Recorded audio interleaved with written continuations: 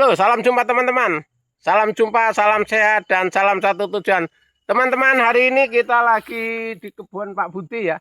Kebunnya Pak Budi ini yang melihat ada tanaman jagungnya yang sudah ada ularnya ya, teman-teman. Ya begini nih mau kita bahas teman-teman untuk ularnya. Nah,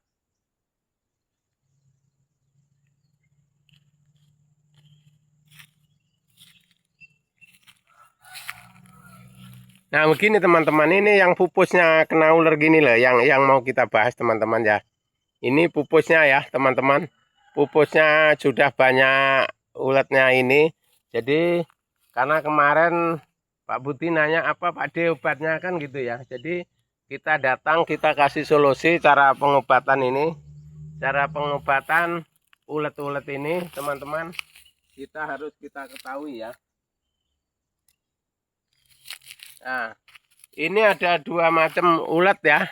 Dua macam ulat itu artinya, tapi jangan lupa teman-teman subscribe, komen, dan tekan tombol loncengnya supaya setiap hari bisa menonton videoku ya, channel Wiratradaya pertanian organik setiap hari tampil ya, setiap hari tampil karena untuk budidaya pertanian organik ini perlu betul dikembangkan teman-teman ya, perlu betul dikembangkan supaya teman-teman yang petani modalnya lagi kecil, kita bisa bikin pupuk sederhana dari kompos dan sebagainya ya teman-teman ya, dari limbah-limbah dapur atau dari limbah pasar termasuk limbah sayuran itu bisa teman-teman, atau di lingkungan kita rumput-rumput kering itu dikumpulin bisa pupuk kompos teman-teman ya. Jadi selanjutnya begini teman-teman, ini untuk mengatasi ulat yang di dalam daun ini, dalam puyer daun ini, punjernya, itu adalah kita semprotnya pakai antrakol ya. Antrakol sama cukup sidametrin teman-teman. Antrakol, sidametrin, nah kalau bisa sambil dikasih poradan sedikit-sedikit. Nah, poradan itu bisa dari tanah, tabur di tanah, bisa dimasukkan di pucuk-pucuknya itu nggak apa-apa teman-teman. Tapi kalau dimasukkan di pucuknya itu mungkin ya terlalu banyak ya habisnya ya. Tapi kalau bisa bagus direndam di air, airnya untuk nyemprot teman-teman. Itu lebih efektif lagi ya. Jadi direndam di air, nanti airnya untuk nyemprot supaya bisa bagus lagi. Setelah itu jarak 2-3 hari kita cek lagi teman-teman. Masih ada, masih enggak. Halo. Nah, ada atau enggak? Kalau sudah enggak ada, lah baru kita spraykan. Kalau ada nanti disemprot lagi teman-teman. Itu kunci untuk obatnya teman-teman. Karena kalau untuk jagung ini gampang aja teman-teman obatnya. Kalau enggak mau ngerasain sendiri, obat di toko banyak teman-teman ya. Paling mudah obat jagung ini teman-teman.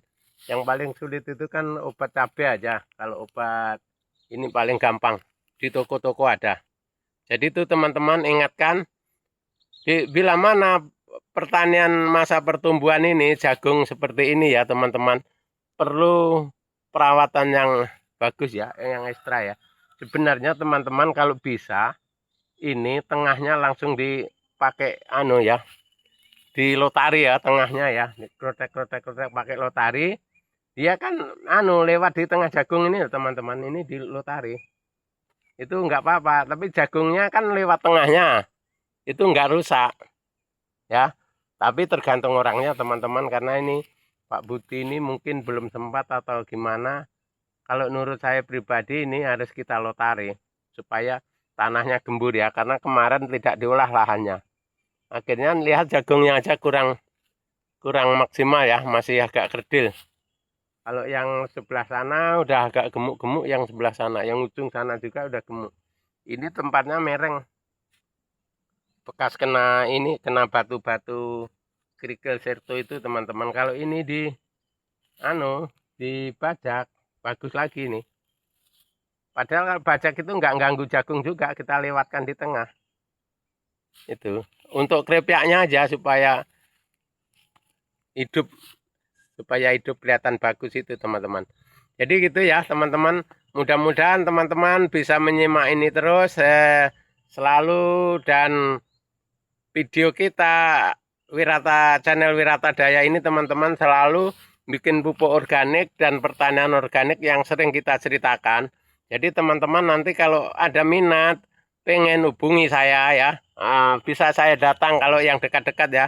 Misalkan khusus Kabupaten Pasir bisa kita datang ya. Tapi kalau jauh-jauh kayaknya ya nggak bisa ya.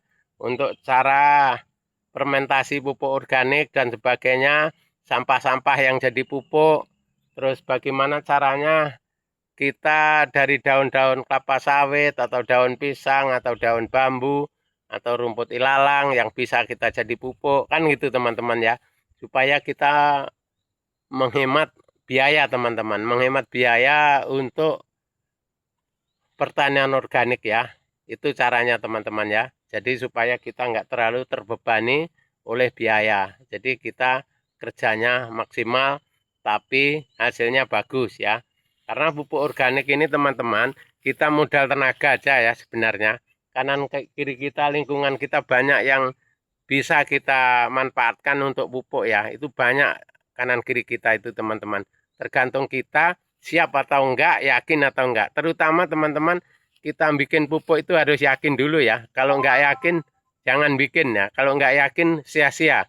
Karena kalau kalian misalkan teman-teman ini, teman tani ini belum yakin, jangan bikin. Masalahnya nanti bebannya kita di pengangguran. Karena nganggur, sudah disiapkan tapi enggak dijadikan pupuk, berarti kan nganggur.